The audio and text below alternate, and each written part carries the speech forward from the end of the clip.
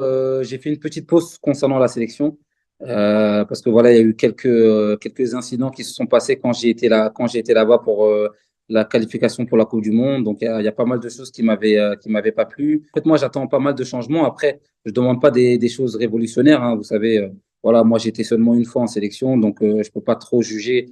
Mais pour ma part, quand j'y étais, c'est vrai que ça n'a pas été un souvenir inoubliable. Au Mali, je me rappelle, on était dans un camp pour la préparation pour les matchs de la Coupe du Monde. Mais en fait, voilà, il y avait beaucoup de choses où on négociait des primes, des choses comme ça, où moi, j'avais l'impression que, voilà, il y avait beaucoup plus important. On avait un match historique pour se qualifier pour la première Coupe du Monde du Mali. Et il y a eu beaucoup de problèmes extérieurs voilà, qui sont amenés à ce moment-là et qui m'ont fait un peu perdre cette envie de revenir au Mali parce que moi, voilà, j'étais vraiment venu dans le but d'aider l'équipe et j'ai pas forcément ressenti ça quand j'y étais. Je suis vraiment allé en sélection pour mes parents. Aujourd'hui, voilà, j'ai eu le décès de mon père, donc c'est quelque chose qui, on va dire, qui est beaucoup moins important pour moi. Forcément, j'arrive aussi à un âge où j'ai 30 ans, où voilà, je dois vraiment faire attention à mon corps, à pas me blesser. Voilà, j'ai eu deux blessures graves durant ma carrière, donc je vais vraiment faire attention de ne pas en avoir une troisième.